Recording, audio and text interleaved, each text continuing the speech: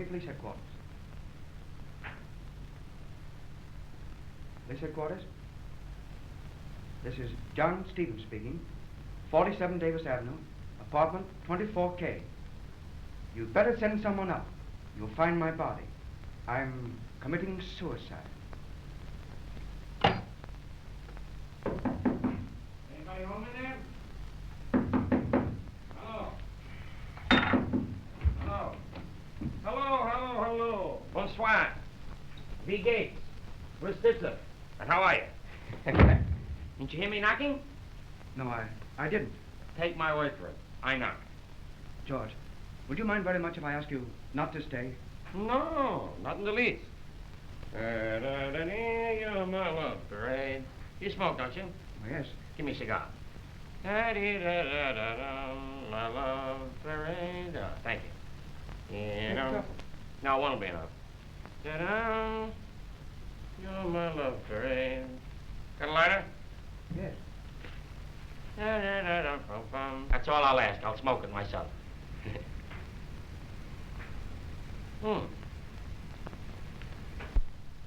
What? For me? A present? What is this, Christmas? Thank you very much. No, John, you better keep this. You might want to smoke yourself sometime. No, I'm going away. I won't need it. Say, young fella, what's the matter with you? George, no, I've asked you not to stay. No, you didn't. You asked me if I minded if you asked me not to stay. And I don't. Ask me. George, will you please go? That's the way you feel about it, certainly. I got an engagement anyhow. Got to have an argument with my wife. You mind if I have a little drink before I go? Help yourself. Fine. No, don't drink that. What's the matter? Did you make it yourself? You certainly like a kick in your liquor, don't you? Who's your bootlegger? Mankiewicz, the Undertaker? This is carbolic. Fui and double fui. If you drink this, young man, you are going someplace. Yes, I am. So that's why you gave away the tobacco and the lighter and everything, huh? I'm drinking that whiskey and carbolic because I'm going to kill myself. You drink the average whiskey, you won't have to mix carbolic with it. And I don't think you're going to laugh me out of this. Oh, no, I wouldn't attempt to. I believe in allowing people to commit their own suicides. Of course, I wouldn't want you to think I was butting in, but why, John? Why are you doing this? Well, the market crash on Monday cost me every penny I own. The market. Say, the market hurt everybody. Look what it did to me. I bought all the stocks when they were high, way up high. The only thing I ever got low was measles. I got that at 6. I'm not worried, and you shouldn't be. The stocks will all come back. Yes, they will. I refuse to sell this great and glorious country short. Stocks will come back, I tell you.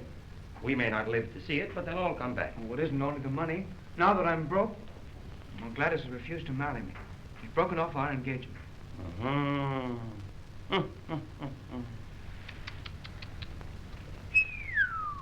Yes, I've made up my mind I'm about as hopeless as any man can be. John, it could always be worse. No, it couldn't be. That's the trouble we human beings have. You don't realize that everything is comparative. You think that your troubles are the greatest in the whole world. Of course, you don't realize the other fellow's troubles. You want to kill yourself because you can't get married. Think of the fellows who wanted to kill themselves because they did get married. John, in the language of Benjamin Franklin, you're a schlemiel. Listen, let me prove something to you. No, it's no use. It'll only take 20 minutes. No. Say, where you're going to be an awful long time. So you'll be there 20 minutes sooner, 20 minutes later. What's the difference? Listen, if you're not as bad off as a fella can be, you're silly to do away with yourself, aren't you? I suppose so. I can prove to you in 20 minutes that you're not as bad off as even you yourself can be. I'll get you in such trouble, in such a jam in the next 20 minutes that you'll forget that this thing ever occurred. Take your time. Hello? Well, what wrong number do you want? I don't know, I'll ask him. You want to buy any cherries? We don't want cherries. You got pickles? All right, there's nobody home here. Now look here, George. I said all this foolishness, I'm going to. Oh, now, wait a minute, my boy. You're taking life entirely too seriously. Why, the whole thing is nothing at all. It's nothing but a bowl of cherries. Now, do me a favor. Live a little while longer. Oh, but you don't know how miserable I am. I don't, sir. Listen, in 20 minutes, I'll make you more miserable than you ever were in your life. you'll be looking back at this as the happiest moment you ever had. I really will. Now then, you got to take my word of honor as a gentleman, or whatever you think I am, and the same goes for you too, that in 20 minutes, I'll do nothing to prevent you from taking your life. Oh, all right. But you've got to do something for me. Yes. You've got to say yes to everything that I ask you. You've got to accept whatever responsibility that I put on your shoulder. You've got to plead guilty to everything that I accuse you of. Is it a go? All right. Good. Now I got to call up my wife. Ah, my little wife. My sweet little wife. We've been married 3 months now, John, and we're as happy as 2 little turtle doves. Heaven forgive me for lying. Hello? Operator, give me 24Z. Z. Z, like in cinnamon. Z?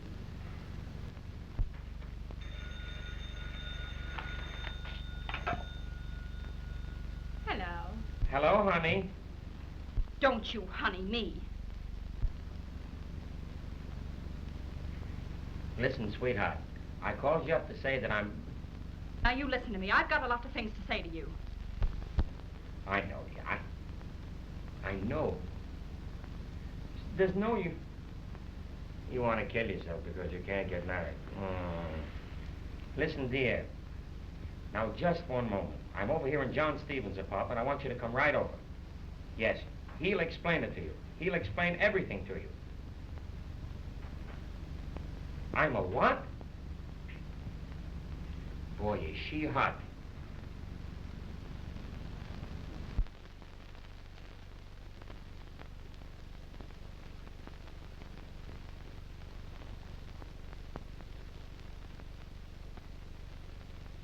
Goodbye, darling.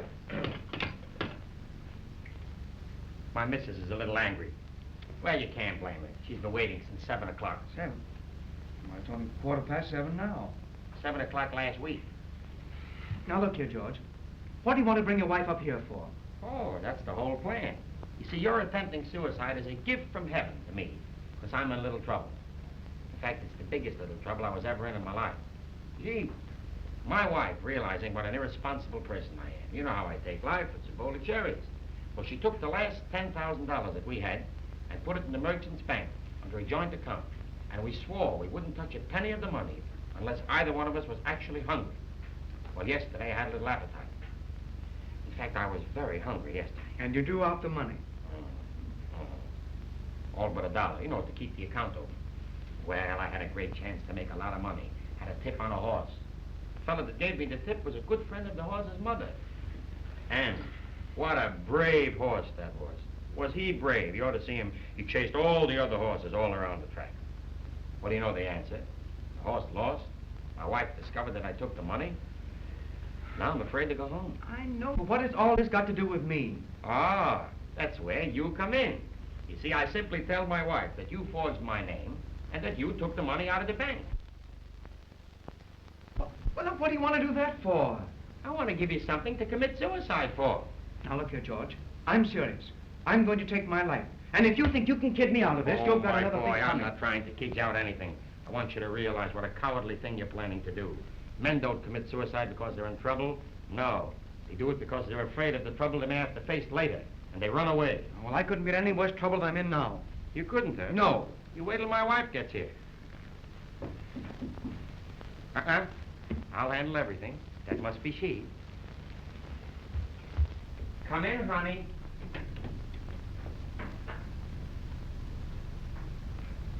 Does Mr. Stevens want another blanket? No, dear. Where Mr. Stevens is going, it will be warm enough. Goodbye, dear. Goodbye, sweetheart.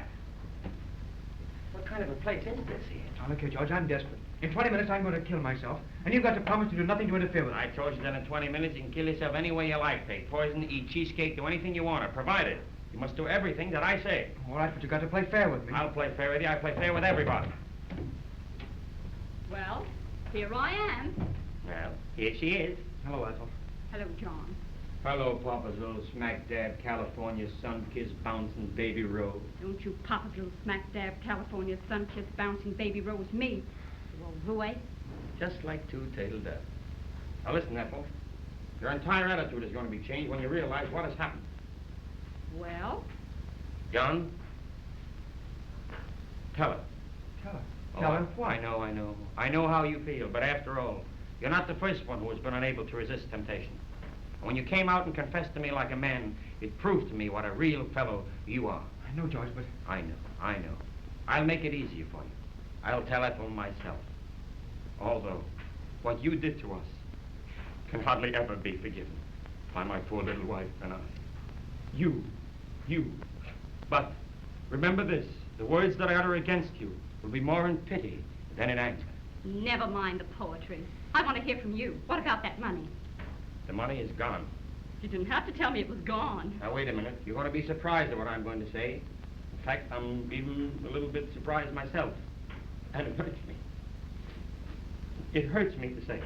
Well?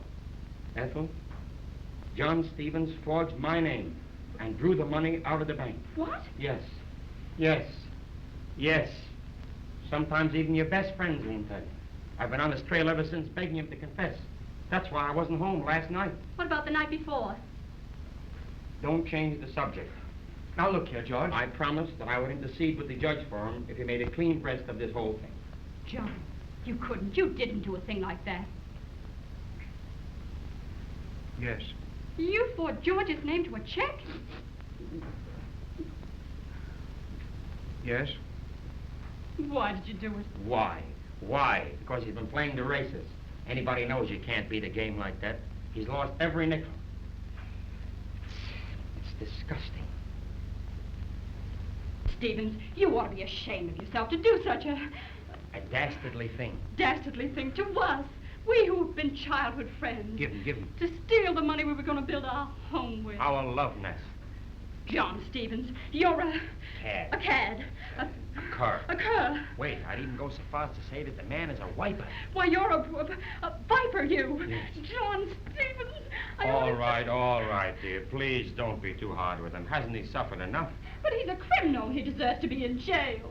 Maybe sometimes it's better that most of us don't get what we deserve, dear. We're all criminals. Just think. When we're 3 months old, we cry during the night, we disturb the peace. That's a crime. You could get 6 months for that. When we're 4 years old, we steal jam out of the pantry. That's larceny, dear. You can get 5 years from that. When we grow up, we swear we'll always love one another. That's perjury. You can get 10 years for that. If we got what we deserved, most of us would be in jail, dear. You see? Yes, but when he was broke, he'd always come to you. And you'd give him money, wouldn't you, dear? Yeah, if I wasn't broke myself, I would, darling. Oh, now listen, Ethel, I want you to understand that I have I'm nothing... not interested in what you want. I'm not going through with this. What, you're going to try and back out of your confession? I never made any confession. You're going to lie out of this thing now? Ethel, I was sitting here alone, minding my own business, committing suicide by myself. Suicide? Yes, because under... Because he knew I had the goods on him, he was afraid to face you, dear. Now listen, Ethel, please, don't... Wait a minute. We'll pick this up where we left off. We don't want any cherries or blankets here. The law. Are you the guy that committed suicide? Smart cop. Do I look like a guy that's dead? Yeah. Listen, you come back in a half hour, maybe we'll have some business for you. And try not to be so dumb. What do you mean? Just kidding. Have a cigar, officer. Bye-bye. Where were we? George, are you going to tell her the truth? Look how excited he is. 10 minutes ago, you were ready to die. You're right, George. George, you've convinced me. Things could always be worse. Surely. Life is sweet. And now, Ethel, George is going to tell you the truth. I'll leave you two little turtle doves alone. You're right, George. Life is but a bowl of cherries.